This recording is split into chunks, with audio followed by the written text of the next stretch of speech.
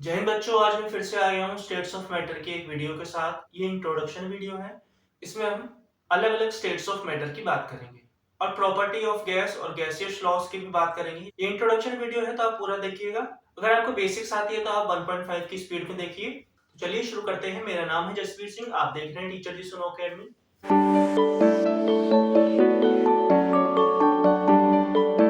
तो बच्चों, सबसे पहले बेसिक सा क्वेश्चन है, how many states of matter available in our surround.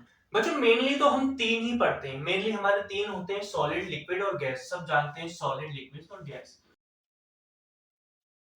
तो आइए देखते हैं बच्चों, सॉलिड, लिक्विड और गैस क्या होता है। बच्चों आपने मॉलिक्यूलर टेंडेंसी के बारे में तो सुना होगा।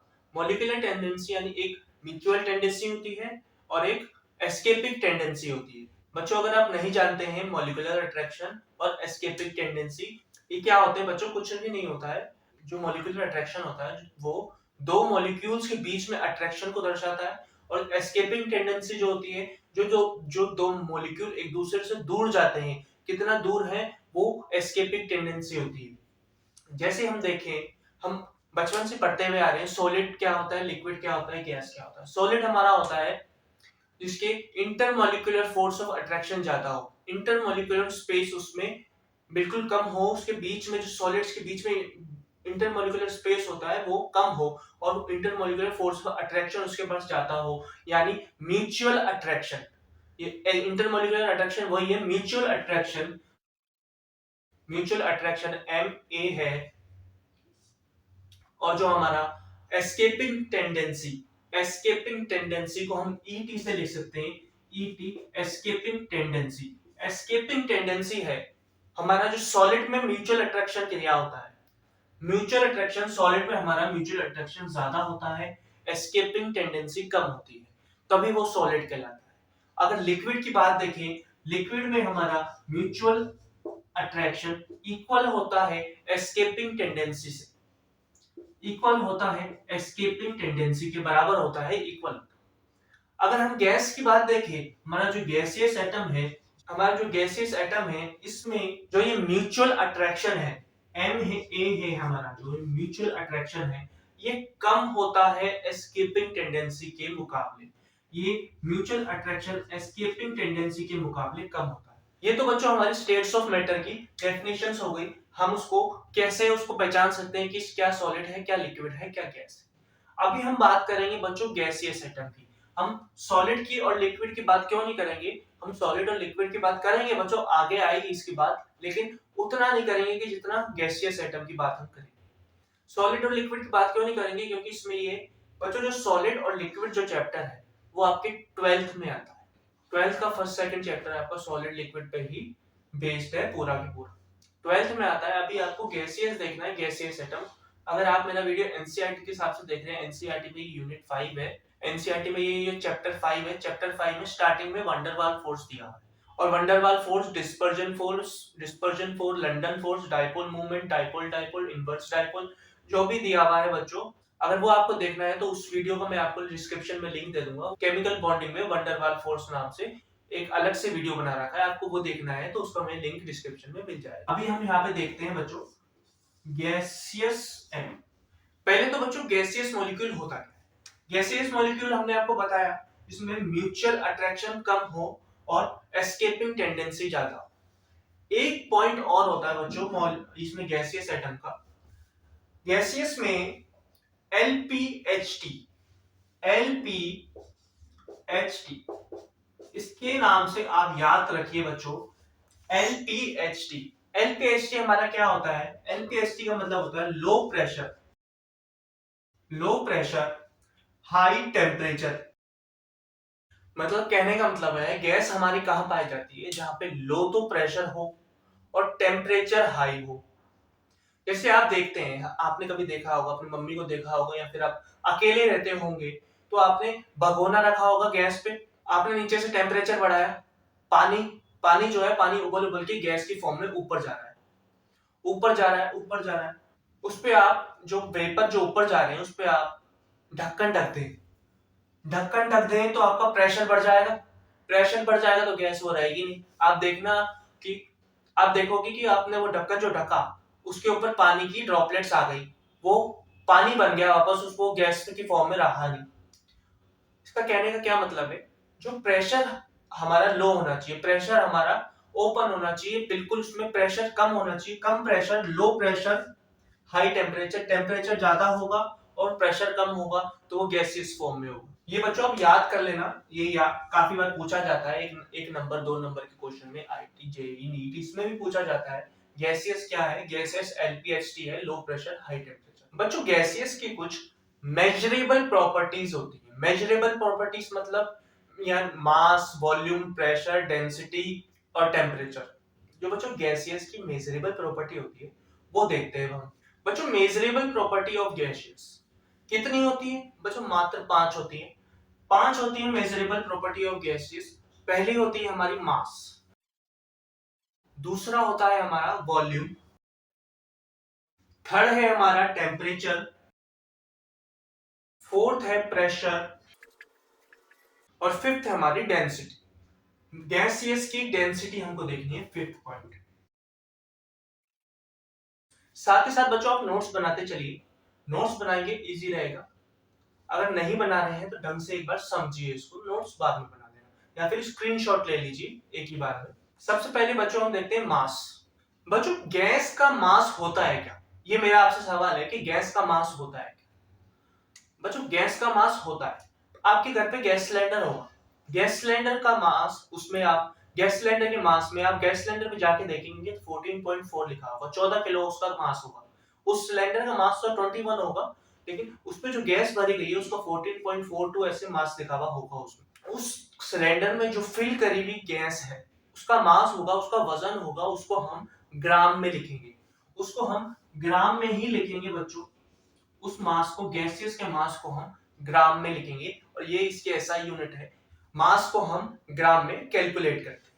बच्चों एक एग्जांपल से देखते हैं। बच्चों ये हमारा कंटेनर है, हम सिलेंडर मान लेते हैं, सिलेंडर मान लेते हैं प्लेट। ये सिलेंडर हमारा ए है, ये सिलेंडर ए जो है हमारा वो एम्प्टी है। ये सिलेंडर हमारा बी है, ये एम्प्टी सिलेंडर है, ये फिल्ड सिलेंडर है।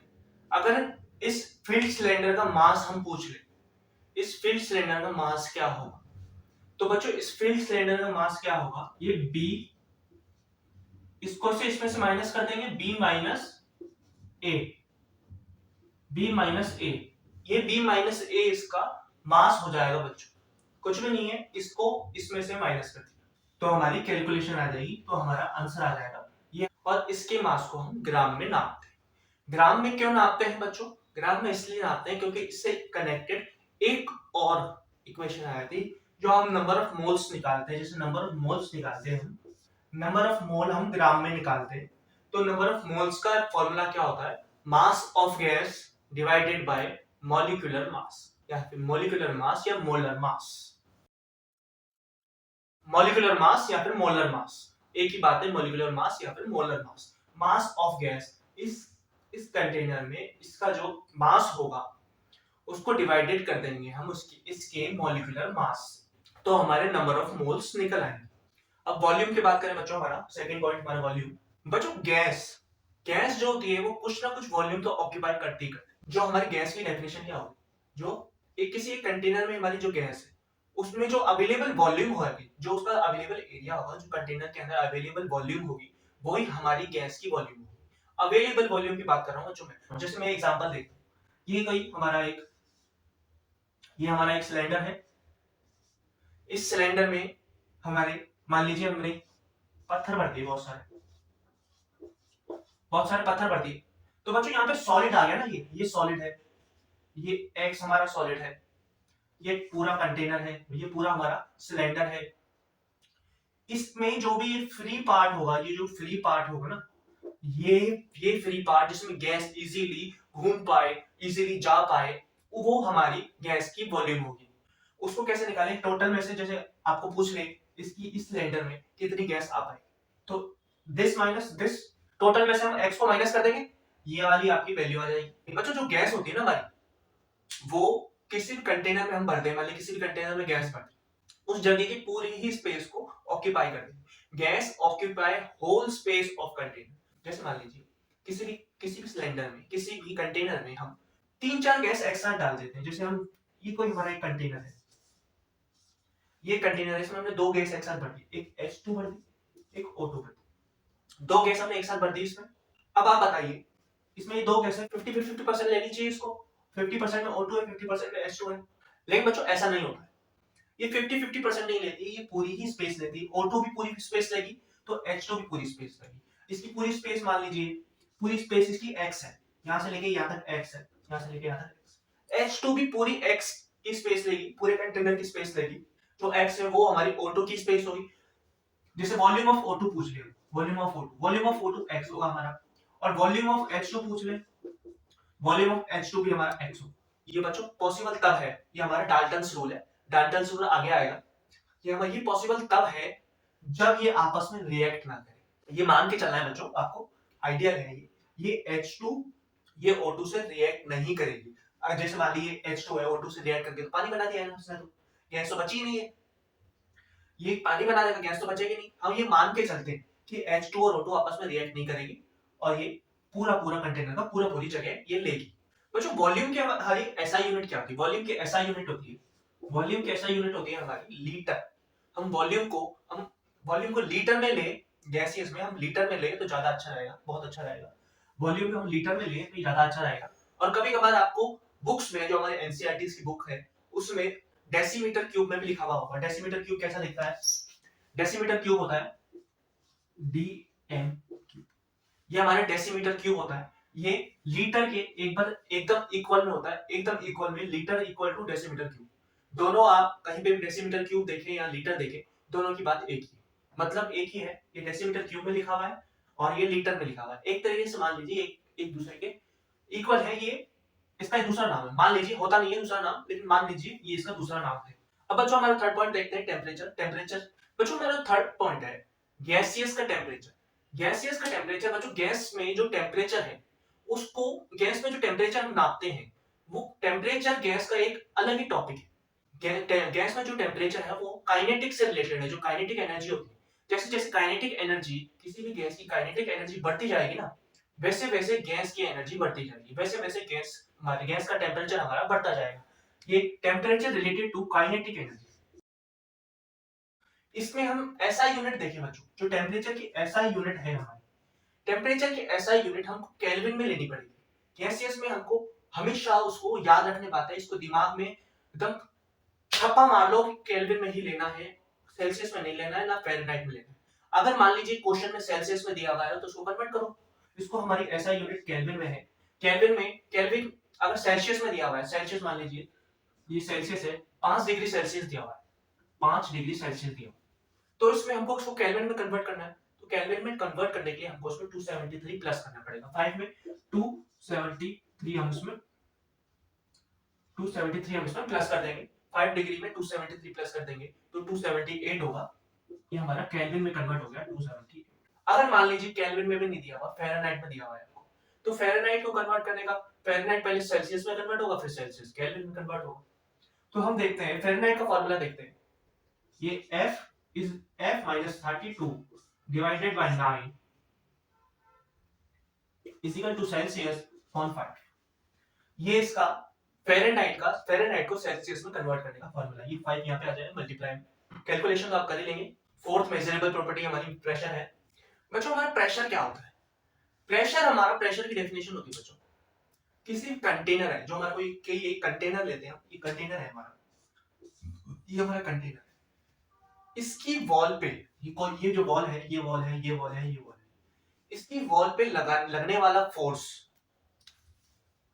इसकी वॉल की जो ये एरिया है, इस पे लगने वाला जो फोर्स होगा, हमारा जो फोर्स होगा वो ही हमारा प्रेशर कहलाएगा। इसको हम इस फॉर्मूले में लिखते हैं, जैसे हमारा इक्वेशन है force upon area is equal to pressure.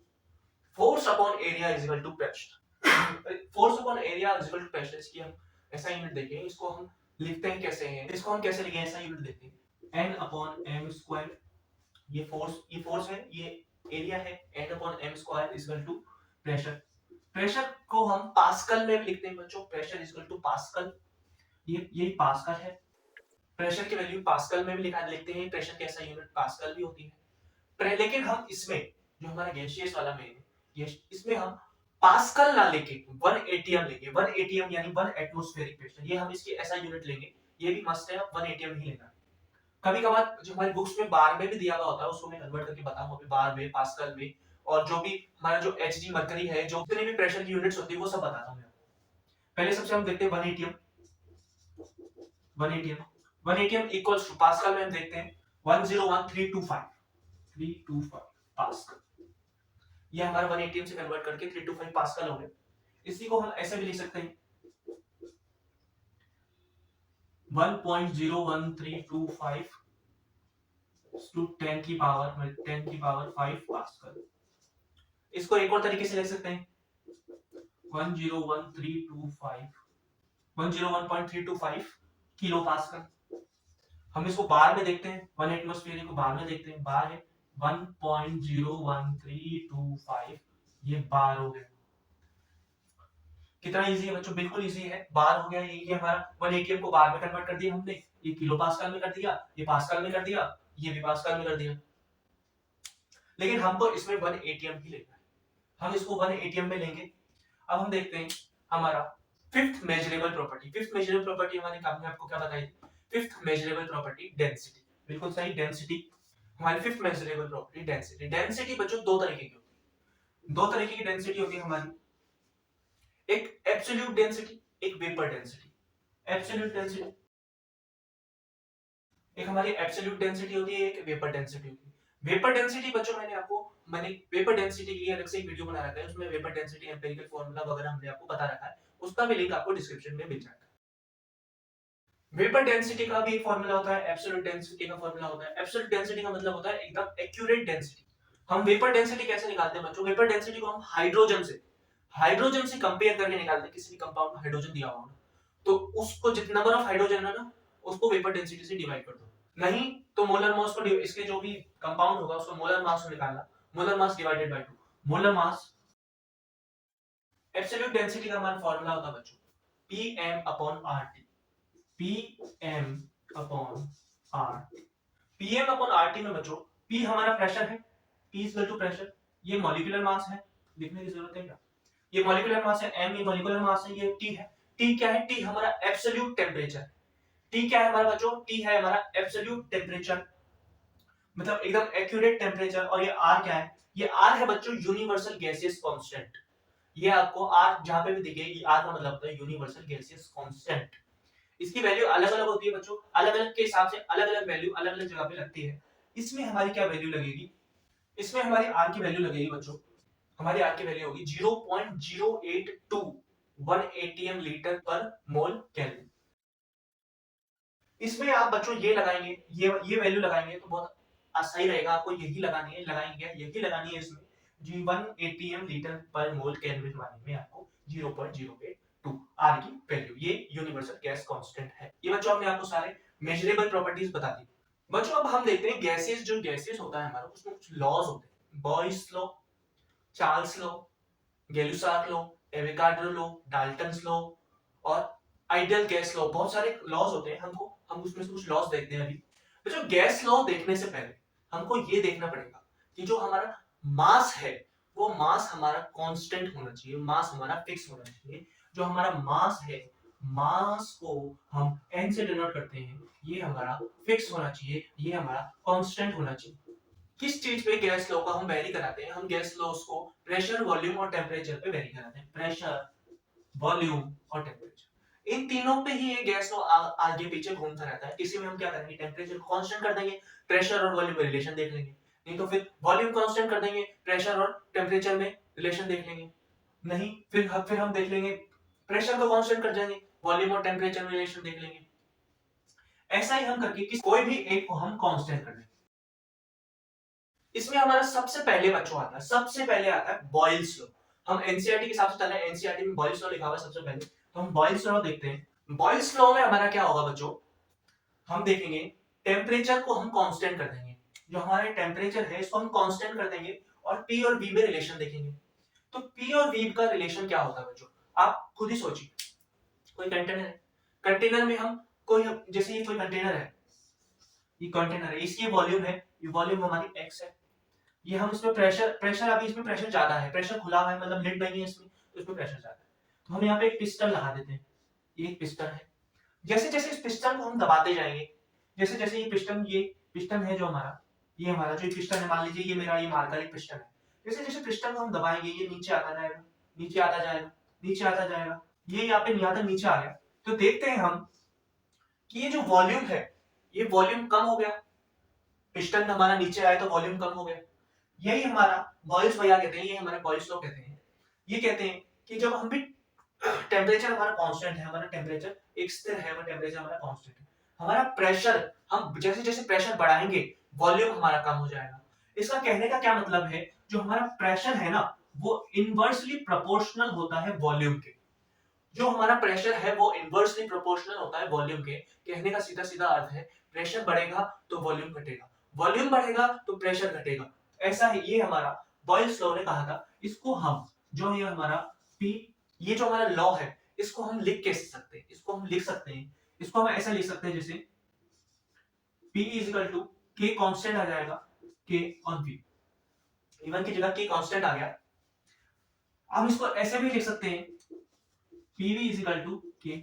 हम इसको दूसरे एक और तरीके से लिख सकते हैं, हम इसको लिख सकते हैं जी फाइनल और इनिशियल में निकालना हो, दो हमारे दो स्टेजेस दे रखी हो, उसमें हमको कैसे लगाना है, हमारा लगेगा P1 V1 P1 V1 equal to P2 V2। इस यही चीजें हम इसको ऐसे भी लिख सकते हैं, PV इज इक्वल टू के कांस्टेंट है हमारा। बच्चों इसमें एक और लॉ होता है, उसको मास्टर लॉ करके देखेंगे हम, मास्टर लॉ की तरह हम उसको देखेंगे। हमारा मास्टर लॉ क्या है, हमारा मास्टर लॉ होगा PV is equal to nRT। ये आइडियल गैस का इक्वेशन होती है बच्चों, PV is equal to nRT। n हमारा नंबर ऑफ मोल्स है, r हमारा गैस कांस्टेंट है, हमने बताया आपको अभी, और T हमारा टेंपरेचर है। PV is equal to nRT ideal gas equation है, मास्टर इक्वेशन है। इसी इक्वेशन से ये सारे बन जाएंगे, मैं आपको बना के दिखाऊंगा। PV is equal to nRT। बच्चों हमने यहाँ पे लिखा है PV is equal to K। क्या है बच्चों, इससे रिलेट कर रहा है PV is equal to nRT, PV is equal to K। ये रिलेट कर रहा है ना बच्चों, जब ये PV is equal to nRT और PV is equal to K, तो हम मान सकते हैं जो PV is equal to K है, K की वैल्यू nRT के इक्वल है, K की वैल्यू हमारी nRT के इक्वल है। PV is equal to nRT, PV is equal to K, K की वैल्यू हमारी nRT के इक्वल है। और इसमें भी हम देखते हैं ये PV है K के इक्वल है, जो n तो हमारा नंबर ऑफ मोल है वो कांस्टेंट है, R हमारा गैस कांस्टेंट है, यूनिवर्सल गैस कांस्टेंट है, वो भी हमारा कांस्टेंट है। जो हमारा टेम्परेचर है और टेम्परेचर हमारे K से, जो हमारा जो टेम्परेचर है K से प्रोपोर्शनल होगा, डायरेक्टली प्रोपोर्शनल होगा हमारा टेम्परेचर K से। मतलब कहने का मतलब है अगर टेम्परेचर हम बढ़ाएंगे तो कांस्टेंट, ये जो हमारा कांस्टेंट है K है वो भी बढ़ेगा, टेम्परेचर घटाएंगे तो K हमारा घटेगा। इससे रिलेटेड एक क्वेश्चन में देखते हैं, हमको आपको एक क्वेश्चन पूछता हूं मैं। ये हमारे तीन टेम्परेचर है T3 T2 और T1, ये तीन टेम्परेचर है। अब आप मेरे को बताओ इस ये तीन जो टेम्परेचर है, ये तीन जो ग्राफ है, इसमें किसका किसका टेम्परेचर सबसे ज्यादा होगा। ये तीन ग्राफ है, तीन ग्राफ को एक में लिख दिया है, तीन ग्राफ के कितना किसका टेम्परेचर सबसे ज्यादा होगा, T3 का सबसे ज्यादा होगा, T2 का सबसे ज्यादा होगा, फिर T1 सबसे ज्यादा होगा। ये तो आप समझ गए होंगे हमने ये स्टेट वाला क्यों बनाया, स्टेट वाले ग्राफ क्यों बनाया।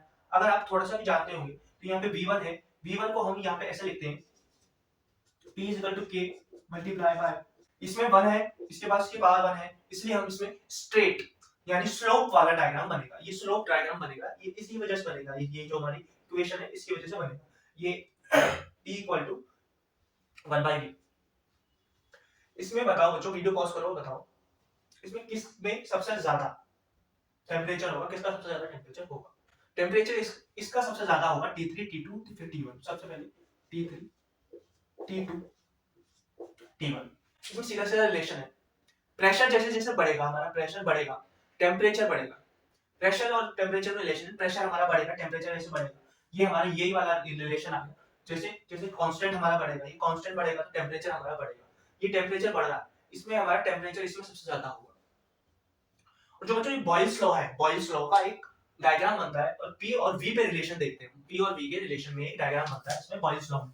ये आप लिख तो रहे हैं ना, नहीं लिख रहे हैं तो स्क्रीनशॉट ले लीजिए, बाद में लिख लेना, नहीं लिख रहे हैं तो स्क्रीनशॉट ले लीजिए, बाद में लिख लेना। मतलब जो बॉयल्स लॉ का डायग्राम होता है, जो बॉयल्स लॉ का ग्राफ होता है ना, वो हमारा कैसे बनता है, बॉयल्स लॉ में जो ग्राफ होता है बॉयल्स लॉ का हमारा ग्राफ है, ये प्रेशर है, ये वॉल्यूम है। बॉयल्स लॉ में हमारा ग्राफ बनता है, जैसे जैसे हमने आपको बताया, जैसे जैसे प्रेशर बढ़ेगा वॉल्यूम कम होगा, प्रेशर बढ़ेगा वॉल्यूम कम होगा, वॉल्यूम बढ़ेगा प्रेशर कम होगा। तो हमारा ये ऐसे हाइपरबोला, इसको हाइपरबोला ग्राफ कहते हैं बच्चों। ये हाइपरबोला में हमारा ग्राफ बनेगा। जैसे ये प्रेशर बढ़ रहा है तो वॉल्यूम यहाँ पे कम हो रही है, यहाँ पे वॉल्यूम कम है। जैसे जैसे प्रेशर डाउन हो रहा है वॉल्यूम बढ़ती जा रही है, ये वॉल्यूम बढ़ती जा रही है। जैसे जैसे प्रेशर डाउन हो रहा है वॉल्यूम हमारी बढ़ती जा रही है। ये हमारा हाइपरबोला, इसको हम हाइपरबोला कहते हैं बच्चों। ये हमारा बॉयल्स लॉ का ग्राफ बनेगा। हाइपरबोला बॉयल्स लॉ का ग्राफ होता है बच्चों। हमने आपको बता दिया बॉयल्स लॉ का ग्राफ ऐसे होता है, ये इसकी इक्वेशन है। इसको बच्चों याद कैसे करें? या अभी आपने बॉयल्स लॉ आपने एक तो देख लिया, चार्ल्स लॉ देखेंगे, गैलिसात लॉ देखेंगे, तो आप कंफ्यूज हो जाएंगे। इसको हमको याद भी करना है, इसको याद कैसे करें? क्योंकि आप कुछ ना कुछ क्यों ना हो कंफ्यूज तो होंगे। कंफ्यूज तो आप होंगे कि कौन सा किस चीज में हमको टेम्परेचर कांस्टेंट रखना है, किस में प्रेशर कांस्टेंट रखना है, किस में वॉल्यूम कांस्टेंट। तो बॉयल्स लॉ का एक ट्रिक है बच्चों, हमारे टीचर ने हमको बताई थी। बॉयल्स लॉ का एक ट्रिक है, याद करने का बहुत आसान सा तरीका है। हमारा वीआईपी बॉय, हमारे ये वीआईपी बॉय है हमारे बॉयल्स भैया। बॉयल्स भैया हमारे वीआईपी बॉय है, क्यों है? ये वी से वॉल्यूम इनवर्सली, वी से वॉल्यूम, आई का मतलब इनवर्सली प्रोपोर्शनल, पी का मतलब प्रेशर। वॉल्यूम जो है हमारी वो इनवर्सली प्रोपोर्शनल है प्रेशर के। वीआईपी बॉय इसमें टेम्परेचर कांस्टेंट है, टेम्परेचर कांस्टेंट है बॉयल्स लॉ में वीआईपी बॉय। बच्चों हम नेक्स्ट देखते हैं चार्ल्स लॉ। चार्ल्स लॉ में हमारा बच्चों हम प्रेशर, जो हमारा प्रेशर टेम्परेचर वॉल्यूम था, उसमें से प्रेशर को कांस्टेंट रखेंगे, टेम्परेचर और वॉल्यूम के बीच में रिलेशन देखेंगे। हम देखते हैं बच्चों, कोई हमारा पतीले वाला ले लेते हैं एग्जांपल। जैसे जैसे हमारा टेम्परेचर बढ़ेगा वैसे वैसे वॉल्यूम भी हमारा बढ़ेगा, प्रेशर कांस्टेंट हो तो।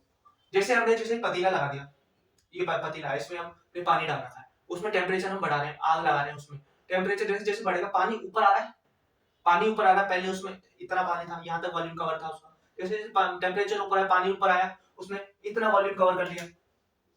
ये हमारी आग है, इसके नीचे इसमें पानी है, टेम्परेचर बढ़ रहा है, वॉल्यूम ऊपर जा रहा है, इसमें ये ऊपर ऊपर ऊपर ऊपर ऊपर जाते बाहर गिर गया, पानी के बाहर गिर गया। वॉल्यूम सीधा सीधा मतलब है टेम्परेचर बढ़ेगा तो वॉल्यूम बढ़ेगा। टेम्परेचर हमारा डायरेक्टली प्रोपोर्शनल टू वॉल्यूम होता है, टेम्परेचर हमारा डायरेक्टली प्रोपोर्शनल टू वॉल्यूम होता है। टेम्परेचर बढ़ेगा तो वॉल्यूम बढ़ेगा, ये हमारी इक्वेशन है। इसमें हमको इसका फॉर्मूला कैसे बनेगा, इसमें क्या होगा हमारा मास्टर इक्वेशन से देखते हैं हम। पीवी को अलग कर दो, एनआरटी हमारा इसमें बनेगा T upon V. T upon V बन गया, हमारा एन कांस्टेंट है, आर कांस्टेंट है, टी अपॉन वी। इसको हम एक और तरीके से लिख सकते हैं, T1 upon V1 equal to T2 upon V2। ये हमारा चार्ल्स लॉ है। चार्ल्स लॉ का बच्चों ग्राफ बनता है। चार्ल्स लॉ का ग्राफ कैसे बनता है? यहाँ पे टेम्परेचर आ गया, यहाँ पे वॉल्यूम आ गया, यहाँ टेम्परेचर है, यहाँ वॉल्यूम है। हमने क्या देखा था कि टेम्परेचर बढ़ेगा तो वॉल्यूम बढ़ेगा, तो इसका स्ट्रेट लाइन में ग्राफ आएगा। टेम्परेचर भी बढ़ रहा है, वॉल्यूम भी बढ़ रहा है, टेम्परेचर इधर से बढ़ रहा है, वॉल्यूम इधर से बढ़ रहा है। चार्ल्स लॉ का सीधा सीधा, चार्ल्स लॉ छोटा सा है बहुत, टेम्परेचर वॉल्यूम के बीच में रिलेशन है। इसके बाद गैलिसाफ आएगा, वो भी बहुत छोटा सा है। गॉस लॉ थोड़ा, बॉयल्स लॉ थोड़ा सा बड़ा होता है बस। ये इसका ग्राफ बनेगा, एकदम सीधा है, टेम्परेचर भी बढ़ रहा है, वॉल्यूम भी बढ़ रहा है। हमारा जो बॉयल्स लॉ था उसमें प्रेशर बढ़ रहा था तो वॉल्यूम घट रहा था, इसमें टेम्परेचर बढ़ रहा है, वॉल्यूम बढ़ रहा है। तो हम देखते हैं चार्ल्स लॉ की भी एक ट्रिक बना लेते हैं। बॉयल्स लॉ की हमने बताया आपको वीआईपी बॉय, चार्ल्स की ट्रिक है, चार्ल्स टीवी देख रहा है। चार्ल्स क्या कर रहा है हमारा, ये चार्ल्स भैया हमारा टीवी देख रहा है। ये बहुत आलसी आदमी टीवी देख रहा है, बेटा बेटा टीवी देखता रहता है, टीवी देख रहा है। प्रेशर हमारा कांस्टेंट है, प्रेशर हमारा कांस्टेंट है। टीवी को हम कैसे लिखते हैं, T1 V1 equal to T2 V2, ये इसका equation T1 V1 equal to T2 V2। Charles क्या कर रहा है, चार्ल्स टीवी देख रहा है। याद करने का तरीका है कि इसमें टेम्परेचर और वॉल्यूम का रिलेशन है, प्रेशर कांस्टेंट है। बॉयल्स लॉ में हमारा जो हमारा वीआईपी बॉय है उसमें प्रेशर और वॉल्यूम का रिलेशन है, उसमें टेम्परेचर कांस्टेंट है। इसमें टेम्परेचर और वॉल्यूम का रिलेशन है तो प्रेशर कांस्टेंट है। अब क्या बचा हमारा बचा टी। गैल्यूसाफ में टेम्परेचर और प्रेशर का रिलेशन देखेंगे, वॉल्यूम कांस्टेंट कर देंगे। गैल्यूसाफ के में हम प्रेशर और टेम्परेचर देखते हैं।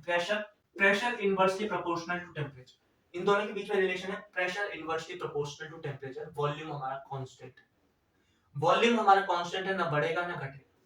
Pressure inversely proportional to temperature, इसका कहने का मतलब है, जो गैलू साहब भैया है हमारे, गैलू साहब कह रहे हैं कि अगर टेम्परेचर आप बढ़ाओगे तो प्रेशर भी उसका बढ़ेगा, टेम्परेचर आप बढ़ाओगे प्रेशर उसका बढ़ेगा, टेम्परेचर आप घटाओगे प्रेशर उसका घट जाएगा, मतलब प्रेशर आप बढ़ाओगे टेम्परेचर उसका बढ़ेगा। ये एक दूसरे से रिलेटेड है, एक दूसरे से डायरेक्टली प्रोपोर्शनल है एक दूसरे से। इसकी भी क्या इक्वेशन बनेगी, इसकी क्या फॉर्मूला बनेगा, इसका बनेगा P1 upon T1 equal to P2 upon T2। Same equation उसकी तरह। इसमें हमारा कांस्टेंट क्या है, इसमें कांस्टेंट हमारा वॉल्यूम, वॉल्यूम हमारी कांस्टेंट है, उसको P, इसको मास्टर इक्वेशन से बना के दिखाया आपको, PV इक्वल टू nRT है, PV इक्वल टू nRT। इसमें T और V हमारा कांस्टेंट है, n कांस्टेंट है, R कांस्टेंट है, सब कुछ तो कांस्टेंट है। ये T उड़ के इधर आ जाएगा और V उधर चला जाएगा, P और T बन गया ना, P और T से उड़ के इधर आ गया, V हमारा कांस्टेंट है, P अपॉन T बन गया P1 upon T1, P2 upon T। ये आपको याद करना है। गैलू साहब ने प्रेशर और टेम्परेचर में रिलेशन बताया था। हमारा जो बॉयल्स है वीआईपी बॉय, वो हमारा वॉल्यूम और प्रेशर के बीच में रिलेशन बताया था। जो हमारा चार्ल्स है वो टेम्परेचर और वॉल्यूम के बीच में रिलेशन बताए थे।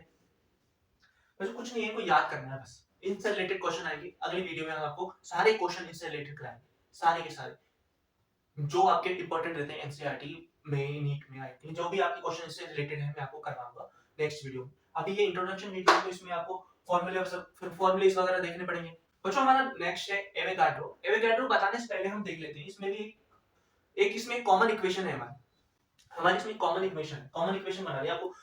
ये जितने भी मैंने फॉर्मूले बताए ना, कुछ याद करने का बिल्कुल एक भी मत याद करना आप। बस आपको ये याद कर लेना कि कौन सा किसने दिया था। अगर क्वेश्चन में थ्योरी में पूछा जाए कि चार्ल्स ने क्या लॉ दिया था, कि गैली साहब ने क्या लॉ दिया था, गैली साहब ने हमारा क्या लॉ दिया था, और क्या नाम है बॉयल्स ने हमारा क्या लॉ दिया था, वो अगर आपको थ्योरी में पूछा जाए तो वो लिखना है। अगर आपको क्वेश्चन करना है, क्वेश्चन सॉल्व करना है, तो इसको कुछ भी नहीं लिखना, आपको कुछ याद नहीं करना, आपको इसमें कुछ भी याद नहीं करना। आपको एक फॉर्मूला है, एक फॉर्मूला तीनों में लग जाएगा।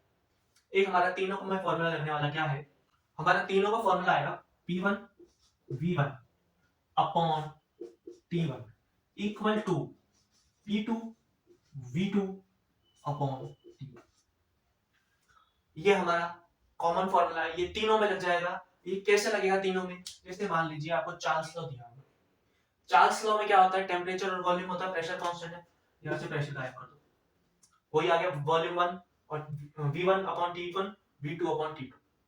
अगर मान लीजिए, अगर हम मान लेते हैं कि आपको बॉयल्स लॉ के हिसाब से दिया है, या फिर वॉल्यूम गायब कर दिया, तो P1 और T1, P2 और T2।